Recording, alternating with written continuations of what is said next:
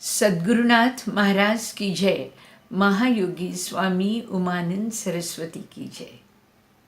Friends, we are on the 18th chapter, and truly speaking, I'm happy that we are trying to meet the timings decided. Though we will not be able to finish 18th chapter in one shot, we may need one or two more videos to complete, but doesn't matter because it deals with important definitions. So the entire 18th chapter has few definitions we need to deal with. That is just clarifying, or it's a concluding chapter. So we need to clarify some definitions. And the first question which is asked in 18th chapter is, what is the difference between sannyas and tyag? Now, we'll have to go to the earlier chapters to know why Arjuna has come to this question at all. However, one thing is sure, that right in the first or the second chapter, we had decided that man needs to make his place in the society through work. I had told you, we are in communication with God through knowledge. We are in communication with the world through work. It is a work-based relationship with world. So we cannot avoid work. So doing work with the thought that it's your duty. You are not obliging somebody. It is your duty. And therefore you need to work. Like we have even concepts like voting. It's your duty. You are not obliging the country. It's your duty to go and vote. So voting, that's just an example. So certain things in life are considered to be your duties and they need to be done. So a sannyasi, even if he sounds to be ascetic and away from the worldly living, as long as he breathes and he lives, it is his duty also to perform his regular duties. He cannot now sannyasi cannot say, I won't go and vote. No, he has to go and vote. It's a duty. He is a citizen. He needs to go and vote. Alright, that is a simple example I'm giving you. One needs to do the duties. This is a duty towards the country. You might be having duties towards parents. And even if it is sannyasi, he has left the parents, it is a rightful duty that in case the parents need, he needs to come. He should not let the words like desires affect it. Like I had already told you a story of Sant Jnandev's parents. Vitthal Pant had left the family to accept sannyas. But then later, he was told to go back to his wife because he had left the wife without any children. And the wife had then probably no reason which would give her happiness in living. So the duty had to be performed towards the wife, and Vitthal Pant had to go back, live a normal married life. Though it was against the values of sannyas, duty had come first. So the importance of duty is very important for a person to make his place in this society through world, through work. So this is duty-oriented life, which is not obliging anybody. You are doing it because it's your duty. You are supposed to do it, and you cannot deny this right. The others who deserve to get this service cannot be denied. So we have duty is definitely there for sannyasi. Then what is it which he is going away from? He is not letting his desires rule that decision of duty. He is not letting desires affect his concepts of duty. He does not say that I don't like to do, that's why I'm leaving the material world and trying to live in the woods. No. He has to like God. That's another thing. He has to like a life of spiritualism. He cannot have a negative trait following him. He cannot say, I don't like work. I'd like to tell you a very nice story to simplify this situation. in my Gurudev's ashram, Umanand Saraswati's ashram in Bombay. There was one devotee lady who started coming very early in the to the ashram. About 7 she used to be there. It happened for a couple of few days, and my Gurudev noticed it. So she felt she was happy. So she said, well, she's coming so early, so why don't we give her a regular job in the ashram? She could prepare some Indian rotis, Indian bread, that is daily, say about morning time, because lunch had to be prepared by the residents of the ashrams or the ashram devotees, the disciples. So she was given the task of making rotis every day. And after a few days, the lady stopped coming. So obviously the question was discussed in the ashram. Why did it happen that she started coming and then she suddenly stopped coming? Then it was discovered that she used to leave the home early because she was asked to prepare rotis at home. And so she would make an excuse and come to the ashram. And thinking that here at least by going to the ashram, she will be able to avoid this morning task. Unfortunately for her, her destiny made her come to the ashram where the similar job was given. So this is just an example. You cannot give up duties. Now, you have to give up the concept of liking to do or not liking. That has nothing to do with your performing of duties. If you like and do it, it will be done beautifully. And if you don't like, probably even duties will not be done well, but you have to do your duties. Now, there is another word which appears to be like sannyas, but which is definitely not sannyas, which is considered as tyag. Tyag is, English word is sacrifice. Now, we'll give a small example of sacrifice. Sometimes a mother is at home, she's sitting and let's say she's having something which is prepared in the house, probably a last bit of sweet is left which she's having. She's served everybody, but she's eating the last piece which is left. And the child comes running and he looks at her eating and says, I want that. Now, the mother also wants to eat it, but the child wants to eat it too. So normally the mother hands it over instantly and says, all right, go, you take this and run now, eat. And she gives it away. And she ends up with a smile on her face. Now this is tyag. This is tyag. This is, she would have enjoyed eating it, but she has given it up and she has decided to let the child have the last laugh. So that is tyag. Now these are two very beautiful words. Sannyas is also a very good, safe word for society. It is nothing to be afraid of because it does not deprive the person who has taken sannyas or asceticism to not do his duties. He has to do his duties. So we are not losing a person as at large in the society. We are not losing a person's value in society. He continues to work. He does his duties, but the duties are of course designed differently. And not only that, he does the duties and he does not attach the element of desire to it. Now, one more example I would like to tell. I was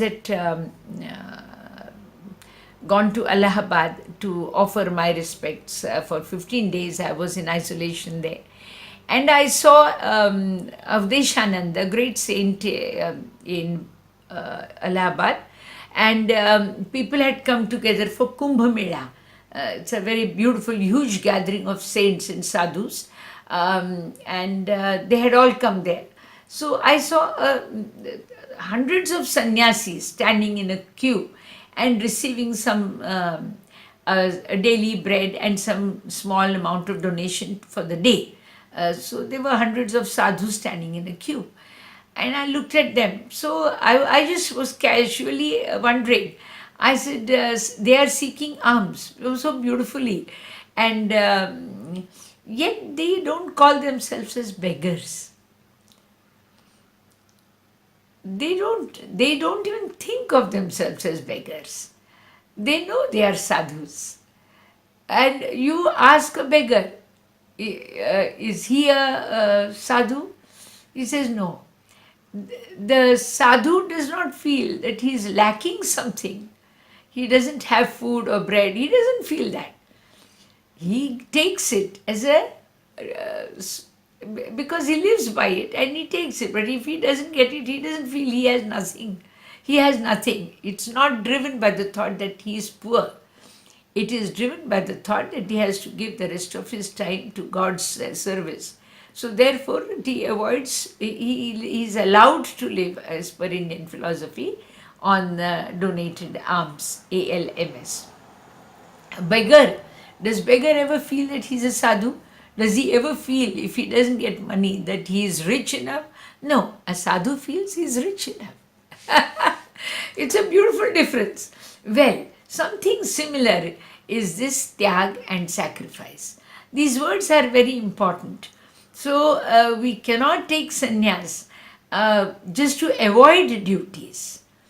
They will add new types of duties to us. That's what I was wanting to say. And tyag is also, you are well within the life of living. You are living a normal life, but you are willing to let go the benefits if they don't come your way. If they don't come, you are willing to let it go. That is tyag. Now, we can apply that work to the martyrs who have died for the country. They have sacrificed their life. They have lived the life of action, and they could have enjoyed the fruits of action later by avoiding death. But they accept it and they let go the life of their own lives. So that is tyag. Now this tyag again, because most of these definitions are sacrifice again they are categorized into three. I told you, the three gunas prevail in every field of quality. Every quality can be subdivided by gunas. So again, tyag is of three types. Obviously, by now I'm sure most of you will know what will be a sattvic tyag. A sattvic tyag is, again, as I told you, what is sattvic tyag? It is you are doing your duty without judging it through the specs of desires, and you are willing to let go the results of it. That is sattvic sanyas, the tyag, sattvic tyag. Then obviously rajasic tyag is going to be there. You are waiting for the results of the actions you have put in. There is nothing wrong and right, but we should know the definitions so we know where we stand. If I am still working with an interest of earning, it is rajasic tyag. If I am working spiritually, passing on information, because I have considered it as a duty to try and pass on whatever little I learn, as a duty, irrelevant of whether I benefit from it or not monetarily or praise-wise, or whatever it is, or getting subscriptions. I like that. Yes, I don't mind having a few more subscribed people, members. Just joking. Then you have obviously the tamogun, that he doesn't do duties at all. Forget about the results and things, they come later. And if at all he does it for selfish purposes, or he's ruled by wrong motives. So now we are able to understand how to apply these three gunas to various aspects. Now, the three aspects, just as we have these tyag, that is obviously sacrifice, and we have the sannyas, but who is going to do it? So it is supposed to be done by somebody. Now the three aspects of karma, that is an action. three aspects of it first are taken. There is the knowledge aspect, there is the action aspect, and there is the doer personality. Doer personality. So we have three aspects of karma. And we need to deal with it. Of course, there are three aspects of knowledge also, but we will go to it gradually. Now we have three aspects of karma, which are again knowledge, action, and doer. Doer is the subject who acts knowingly, let's say. So we have these three, which need to be again categorized into sattvic, rajasic, and tamasic. So we have the sattvic knowledge, we have rajasic knowledge, we have tamasic knowledge. We have sattvic action, rajasic action, and tamasi action. And we have the rajasic doer, the sattvic doer, the rajasic doer, and the tamasic doer. I think we will know, the answers are known. But however, let's just go by the text a little. Sattvic, he does it, he sees God in all. Knowledge-wise, we are talking about the sattvic knowledge. What is it that sattvic, why do we call the saints are supposed to have sattvic knowledge? That means they must be able to see gods in all. It's a simple definition.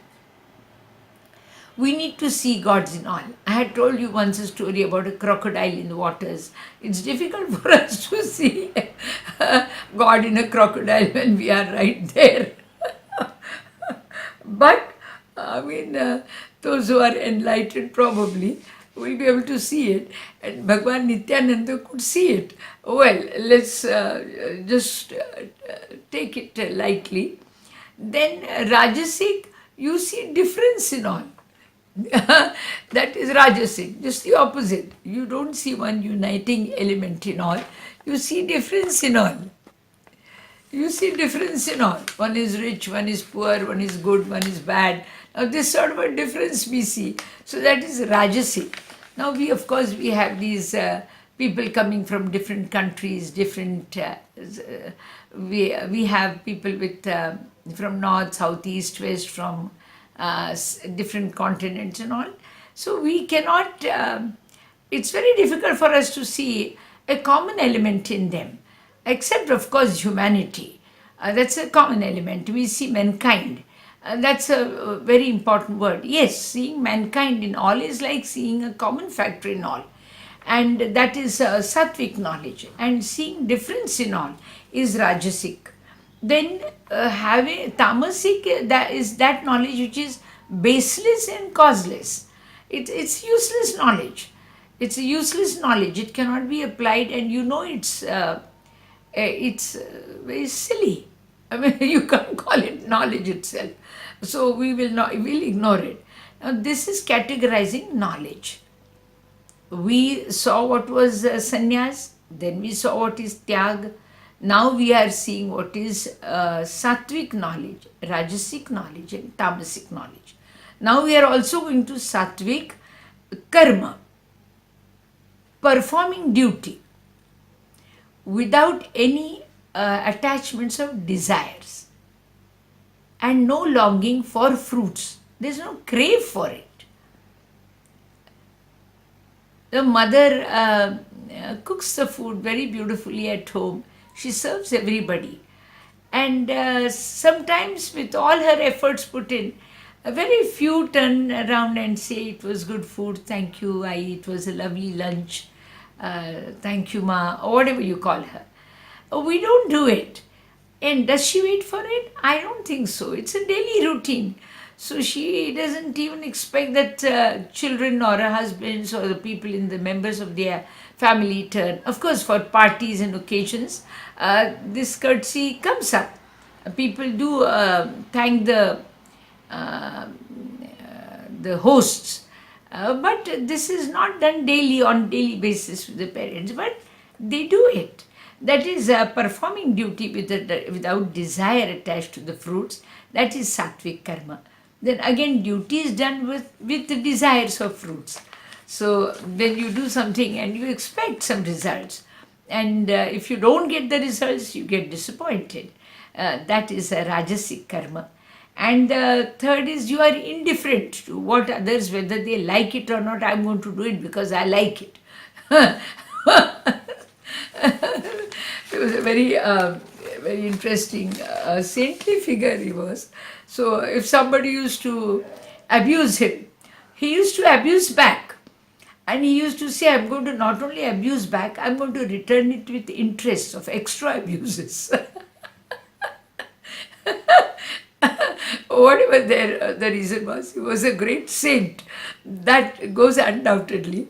But there are some people who tend to act out of sheer interest of their desires, and they're not sensitive to what the others are going to, the receivers of the act are going to undergo.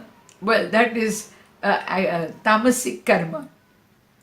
Now you have the doer, somebody who's going to act with a thought. So the doer is important, that is you and me. Now this doer has to be sattvic doer. Who's the sattvic doer? The person of action. He is unattached and unegoistic.